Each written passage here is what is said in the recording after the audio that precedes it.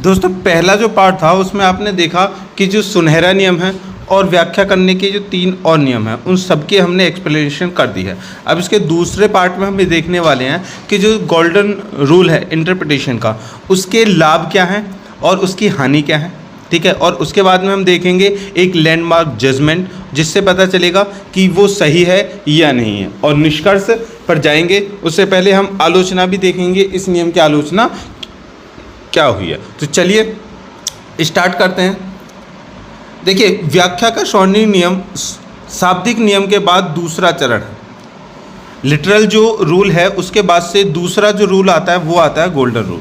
जैसा कि हमने चर्चा की है कि शाब्दिक नियम तभी लागू होता है जब शब्द का स्पष्ट अर्थ कानून के इरादे को न्याय देगा। मतलब कि कानून की जो मंशा है उसके अनुसार अगर व्याख्या ठीक होती है, जो भी डिस्कशन होगा उसमें मेन पॉइंट ये है कि जजमेंट जो दिया जाएगा वो अकॉर्डिंग टू कानून ही दिया जाएगा। तो यहाँ पर इसकी जो व्याख्या है स्वर्णिम नियम, ये माना जाएगा कि ये ठीक है। जब कानून में किसी शब्द के कई अर्थ मौजूद होने के कारण शाब्दिक नियम विफल हो जाता है तो सुनहरा नियम लागू होगा। मतलब कि जब शाब्दिक व्याख्या की जा रही है और उससे जो एक्चुअली कानून जो बना है उसकी मंशा जाहिर नहीं हो रही है तो तब गोल्डन रूल लागू होगा, ठीक है। मेन पॉइंट ये है। अब स्वर्णिम नियम के लाभ क्या हैं। नंबर 1, देखिए, नियम का एक स्पष्ट लाभ यह है कि न्यायाधीश को बेतुकेपन को दूर करने के लिए शब्दों के अर्थ को संशोधित करने और मौजूदा मामले में संशोधित शब्द को प्रभावी ढंग से लागू करने की अनुमति देता है। मतलब कि जो शब्द उसमें यूज हो रहे हैं उनमें अगर कोई गड़बड़ है तो उसको क्या कर देते हैं, वो चेंज कर देते हैं।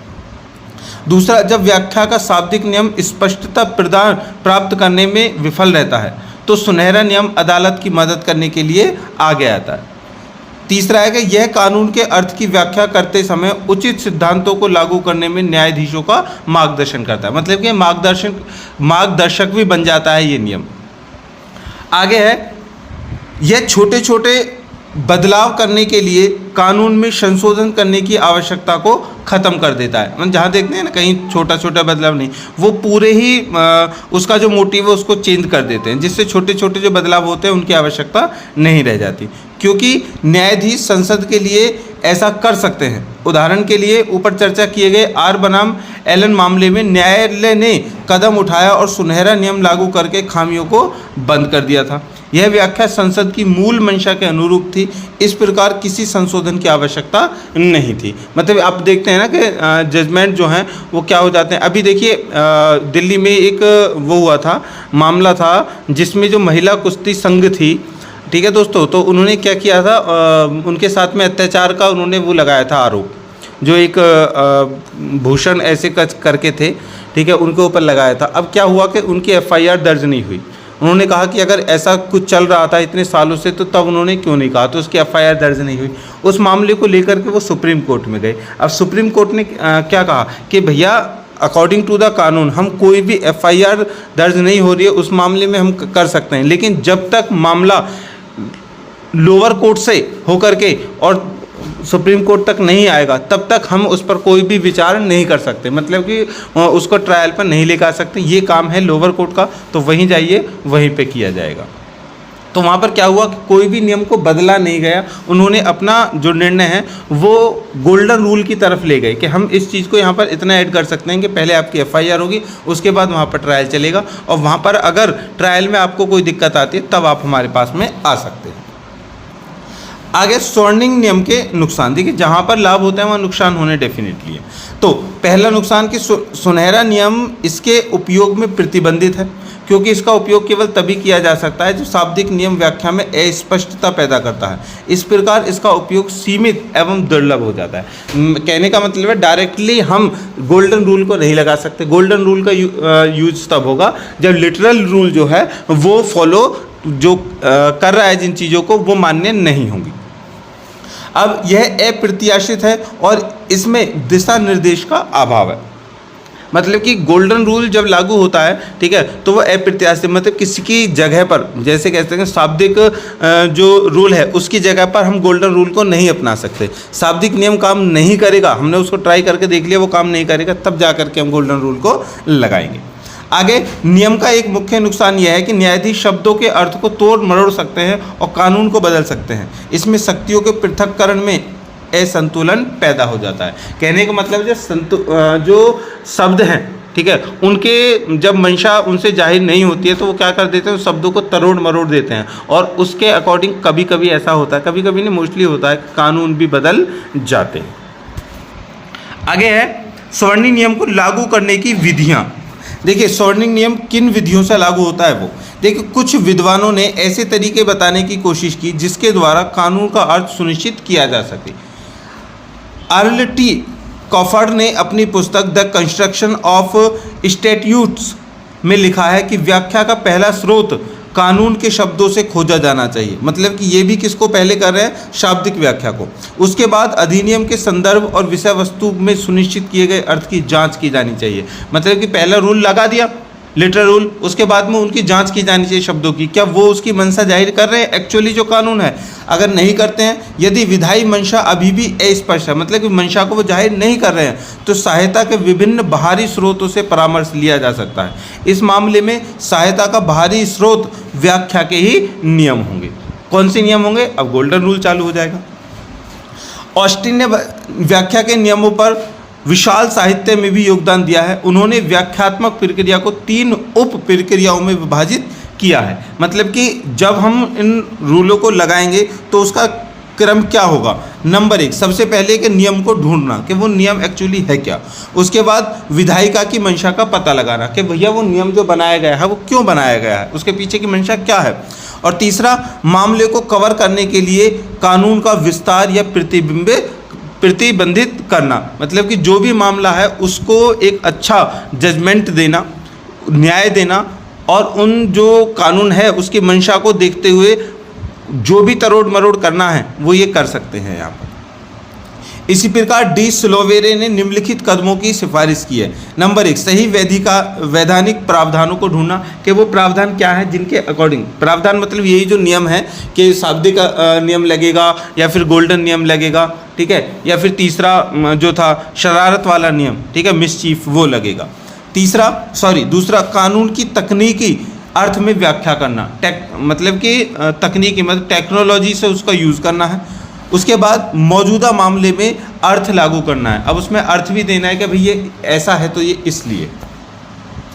अब दोनों सिफारिशों में पहला कदम उचित नियम प्रावधान ढूंढना और उसे मौजूदा मामले में लागू करना है। यदि कानून का शाब्दिक अर्थ उचित है तो इसे लागू किया जा सकता है। मतलब कि अगर कानून का जो शाब्दिक अर्थ है वो ठीक है, वो बिल्कुल बढ़िया है, तो उसे लागू किया जाएगा केवल तभी जब अर्थ बेतुका होगा। मतलब कि शब्दों को तभी मान्यता मिलेगी तब उनकी मंशा जाहिर होगी, ठीक है। मंशा तो साफ है लेकिन शब्द वहाँ पर क्या कर रहे हैं भैया, वो मेल नहीं बिठा रहे हैं, तो शब्दों को चेंज कर दिया जाएगा और गोल्डन रूल लगा दिया जाएगा। अब व्याख्या का सुनहरा नियम उस पर लागू हो जाएगा।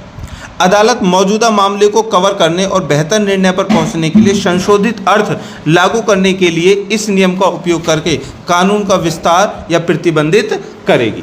मतलब कि जब शब्द तो मायने नहीं रख रहे हैं लेकिन उसका अर्थ मायने रख रहा है, तो वहाँ पर क्या हो जाएगा, शब्दों को बदलने के लिए ही गोल्डन रूल का जो गोल्डन रूल है उसको फॉलो किया जाएगा।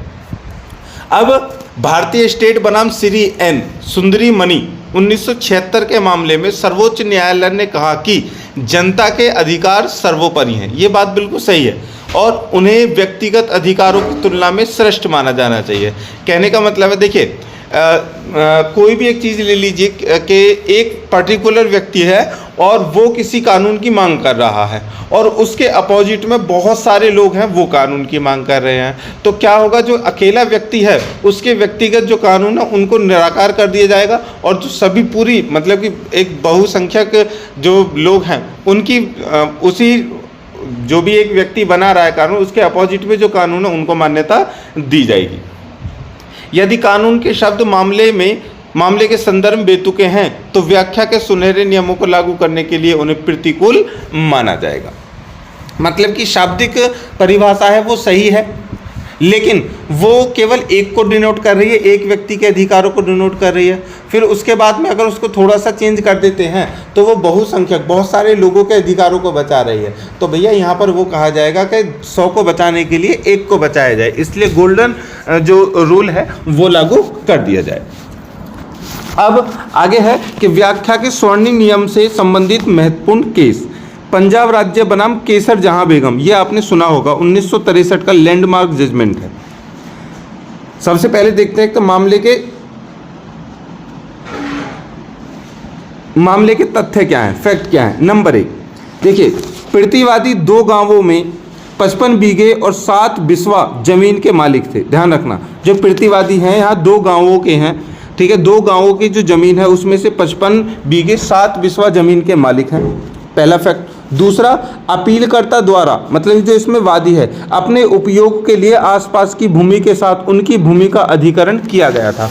मतलब कि जो अब इसमें क्या है, जो अपील करता है उसने क्या किया कि सपोज करो कि यहाँ पर एक ज़मीन है 55 बीघा और 7 बिस्वा, ठीक है।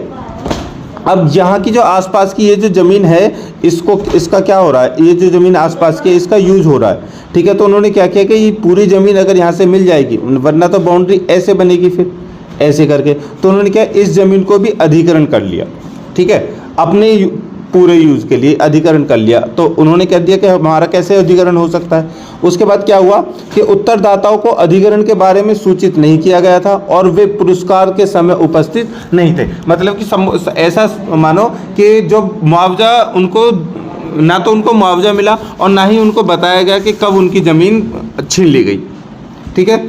अब कलेक्टर ने रुपए की दर से मुआवजा दिया। अब जो बाद में हुआ ये कि भैया ऐसा करो, वो अधिग्रहण तो कर लिया, लेकिन जो ज़मीन बाकी है उसमें क्या किया जाए कि उनको जो उनकी 55 बीघा और 7 बिस्वा ज़मीन है उसका मुआवजा दे दिया जाए। तो उसका मुआवजा कलेक्टर ने दे दिया। अब 96 प्रति एकड़, लेकिन उत्तरदाताओं ने 1 साल बाद अपनी भूमि के मूल्यांकन पर विवाद किया। मतलब कि 96 प्रति एकड़, 96 लाख हो या हज़ार हो, इतने सपोज करो कि उनको दे दिए मल्टीप्लाई करके। अब 1 साल बाद जो मूल्यांकन, मतलब कि जो उन्होंने जिनकी ज़मीन अधिग्रहण कर ली गई थी उनको बिना सूचित किए, तो उन्होंने क्या कहा, भैया ऐसा करो, हमारे जो ये पैसे दिए गए हैं वो कम हैं। तो वरिष्ठ अधीनस्थ न्यायाधीश ने उनके आवेदन को खारिज कर दिया, क्योंकि बिक्री के 6 महीने पहले ही हो चुके थे और इस प्रकार यह भूमि अधिग्रहण अधिनियम 1994 की धारा 18 के अनुसार सीमा अवधि से परे था। कहने का मतलब ये है कि बिक्री होने के जब मुआवजा उठा दिया गया, उनका मुआवजा उनको दे दिया गया, तो उसके बाद में 6 महीने बाद में वो खेतों जिसको भी बेचना है वो बेच दिए गए। तो इसलिए उन्होंने कह दिया भैया ये तो खेत बिक चुके हैं, अब इसका कुछ नहीं हो सकता, अगर हो सकता था तो पहले करते, ठीक है। अब मामले का मुद्दा आता है, क्या सीमा अवधि बिक्री के दिन से शुरू होती है या पुरस्कार की जानकारी प्राप्त होने के दिन से। मेन पॉइंट ये था कि सपोज करो 1 तारीख को उनकी ये ज़मीन थी, ठीक है, ये वाली जो ज़मीन है वो 55 बीघा ज़मीन है विवाद की। अब इस पूरी का ऐसे सर्कल करके इसको पूरी को उन्होंने क्या कर दिया भैया, अधिग्रहण कर लिया इस तारीख को। अब क्या हुआ कि 1 तारीख को उन्होंने क्या किया, इसका अधिग्रहण कर लिया, इनको पता नहीं चला, और उसी महीने की 15 तारीख को जब उन्हें पता चला तो उनको क्या कर दिया, मुआवजा दे दिया गया इस ज़मीन का, ठीक है। मुआवजा देने के से, अब सपोज करना कि मुआवजा देने से पहले उन्होंने जो बीच में 10 तारीख आई, 1 से 15 के बीच में 10 तारीख आई, 10 तारीख को उन्होंने बेच दिया था और उसके बाद में उनको मुआवजा दे दिया। अब मेन पॉइंट ये था कि अगर मुआवजा देने के दिन से अगर उस टाइम को लगाते हैं तो इनकी ज़मीन का हक बनता है, लेकिन उससे पहले अगर इन्होंने इसको बेच दिया था मुआवजा देने से पहले, तो इनकी ज़मीन पर उनका हक नहीं बनता। समझ में आ गया। अब जजमेंट क्या हुआ, सुप्रीम कोर्ट ने माना कि धारा 18 के तहत संदर्भों के लिए आवेदन करने के लिए पार्टियों को पहले पुरस्कार के बारे में पता होना चाहिए। पार्टियों को नोटिस द्वारा पुरस्कार के बारे में सूचित नहीं किया गया था। उन्होंने कहा था कि जब सब हमने पहले जब केस किया था तो हमारे पास में ना मुआवजा आया था और ना ही हमें ये पता था कि हमारे साथ में ऐसा धोखा हुआ है। चूँकि पार्टियों को फैसलों के बारे में बाद की तारीख में पता चला, तो धारा 18 के लिए सीमा अवधि इस तारीख से शुरू होगी, न कि उस तारीख से जिस दिन मुआवजा दिया गया। ठीक है दोस्तों, अब इस मामले में न्यायालय ने पुरस्कार की सूचना प्राप्त होने की तारीख से सीमा अवधि की शुरुआत को शामिल करने के प्रावधान के अर्थ को संशोधित करने के लिए सुनहरा नियम लागू कर दिया। ठीक है कि भैया सीधी सीधी बात है कि जिस दिन मुआवजा दिया गया था उस दिन तक उनको उससे पहले खबर नहीं थी, या जो भी है मैटर बाद में आया था, तब तक उनके लिए कोई भी उसका मूल्य नहीं पता था। लेकिन जब तुमने उसका मूल्य निर्धारित कर दिया बेचने के बाद, उसका निर्धारित कैसे कर सकते हो। अब व्याख्या के स्वर्णिम नियम की आलोचना। ठीक है दोस्तों, प्रथम दृष्टया व्याख्या का सुनहरा नियम शाब्दिक नियम का एक अच्छा विकल्प प्रतीत होता है, लेकिन कई लोगों के अनुसार इसमें खामियां हैं और कभी कभी ये कमियां दुखद परिणाम दे सकती हैं। मतलब कि ये नियम ठीक है, जब शाब्दिक नियम नहीं चालू होता तो हम गोल्डन रूल लगा देते हैं, लेकिन ये भी इसमें भी कमियां हैं। कैसे? आलोचना का पहला बिंदु बेतुकेपन शब्द की परिभाषा से आता है। क्या है ये? यह एक अस्पष्ट अवधारणा है। साथ ही जो बेतुका है वह उसकी व्याख्या करने वाले व्यक्ति पर भी निर्भर करता है। मतलब कोई शब्द है, अगर वो उसका अर्थ सही से नहीं प्रतीत हो रहा है तो जो उसका अर्थ बता रहा है बाद में ठीक करके, तो वो उस पर निर्भर करेगा कि वो सही उसको कर सकता है या नहीं।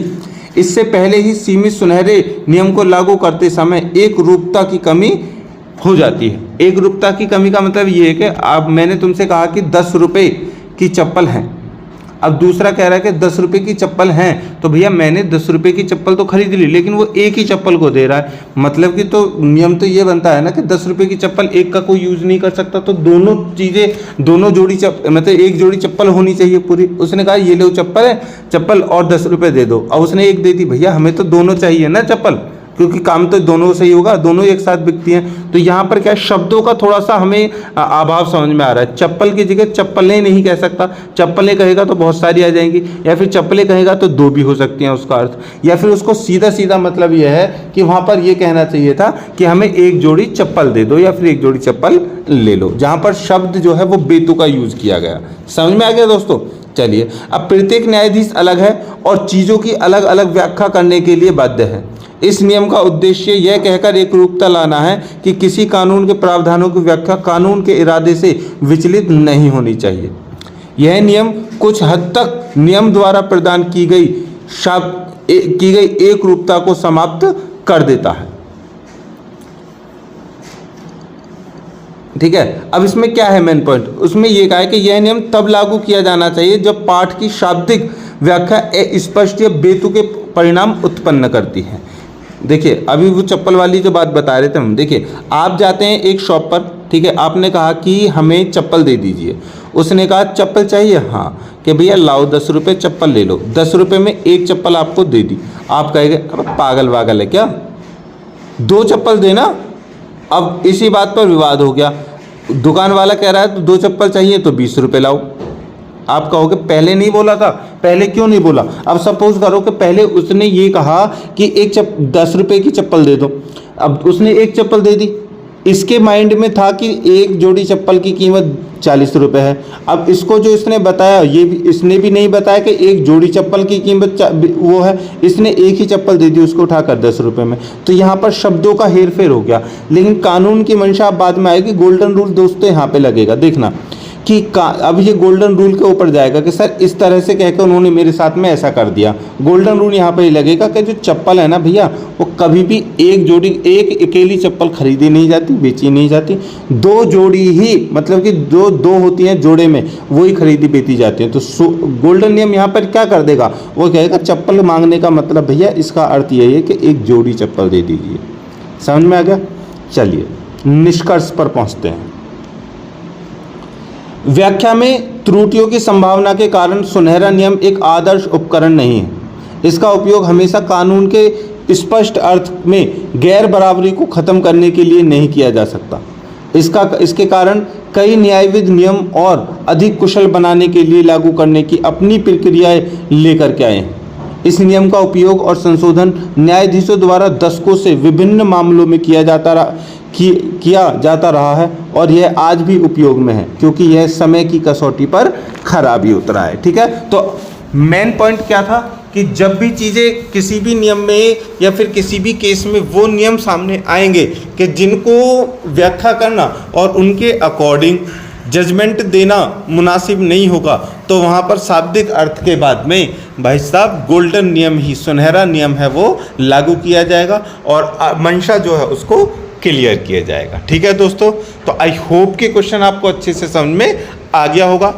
आपका बहुत प्यार मिल रहा है, ऐसे ही प्यार देते रहें, ठीक है, और हमें अपनी जो भी समस्याएं वो बताते रहें।